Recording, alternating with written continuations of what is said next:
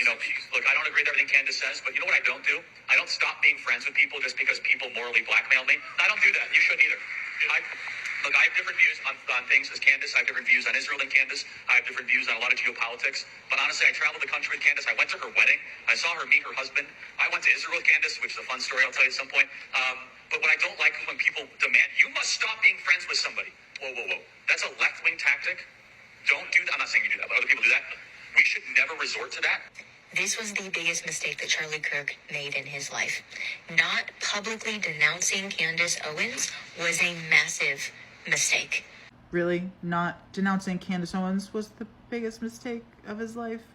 Because, I would think it would be something akin to, going to the UVU event where he lost his life, or, taking money from Jewish donors, something that really affected him, not his friendship with Candace Owens.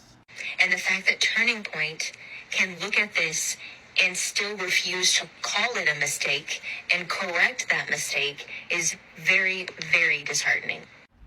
What exactly is TPUSA going to do about that? That was Charlie's point of view. How is Turning Point going to correct that quote-unquote mistake? And I think, this video was a little while ago, maybe January or so. So maybe whatever reparations you're demanding here have already been made, since they've been publicly denouncing her and battling with her on X. But anyway. Charlie was a great man, but he was not perfect. He was not infallible. He made mistakes just as we all make mistakes. And if Charlie could see how Candace ended up treating his wife, his children, his family, the organization that he built. See, I think Charlie would be more upset at the way his legacy has been handled by those it was left to. His wife and TPUSA, Andrew Colvett, Blake Neff. And how they've absolutely run his company that he founded and worked so hard for into the ground. They're getting 100 views or 1,000 views per episode. They're using old clips of him as commercials for stuff. It's weird. Also, with as much integrity and leadership and honor that he had, I think he would be just a little bit upset at how fractured the right has become, something that he worked so hard to build up. I think he'd be more disappointed, to go further, in the fact that we've become involved in another war in the Middle East.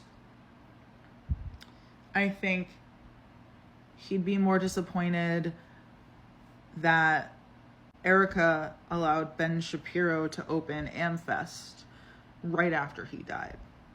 He absolutely would regret these words. There's no doubt in my mind. When push truly came to shove, Candace showed her true colors, and she showed that she in fact is not a good friend. Not in the slightest. I would say that Candace is the only real friend that he had, as she's the only one that has shown any real emotion, except for maybe Mikey McCoy. And she's dedicated so much of herself, her time and resources into trying to figure out what happened, because she doesn't believe what we've been told about how he died. And most people, even people that are now defending the official narrative, most of them originally did not believe it. So the fact that you have this idea that he somehow would have regretted his friendship with her is just dumb.